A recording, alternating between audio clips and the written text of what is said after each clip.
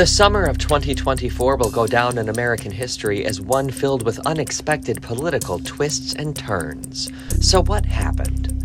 It all started on June 27th when former President Donald Trump and President Joe Biden met in Atlanta for a debate, a critical moment in their rematch. Biden's poor performance, filled with stumbles and awkward pauses, alarmed Democrats, raising doubts about whether he could beat Trump in November. It was really hard to watch. I wanted to turn it off almost immediately, but I somehow powered through. It's the race to the bottom all over again.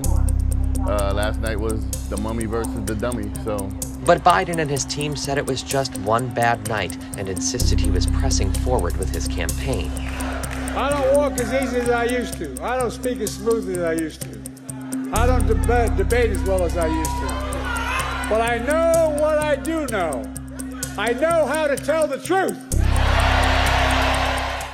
Then, on July 13th, a would-be assassin in Butler, Pennsylvania, opened fire on Trump at a campaign rally, striking his ear and killing a man in the crowd.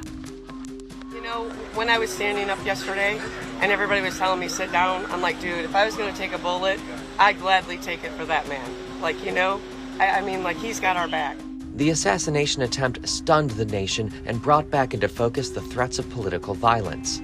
Regardless of my politics leaning towards Trump, no political figure should have to worry about their life being in danger. 2 days after the assassination attempt, the Republican National Convention began in Milwaukee. While accepting the nomination for president, Trump spoke about that day in Pennsylvania. It can only be a bullet, and moved my right hand to my ear, brought it down. My hand was covered with blood, just absolutely blood all over the place. Then on July 21st, under mounting pressure from Democrats, Biden announced he was ending his bid for re-election.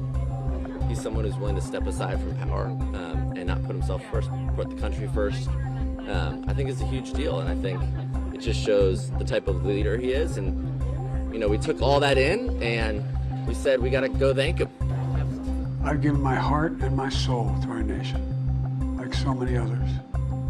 I've been blessed a million times in return. Biden threw his support behind Vice President Kamala Harris to take on Trump, igniting a resurgence of energy in the Democratic Party. So the momentum in this race is shifting. And there are signs that Donald Trump is feeling it. It's kind of chaotic, but I am really excited that Kamala is running. I did get a little bit nervous when we had found out that Trump was going to be running again, but when they had kind of did that switcheroo and had Kamala come in, it kind of gave a lot more hope. It just feels very positive, which is, I mean, just obviously completely the opposite of Trump's campaign, just in general. It's just so negative.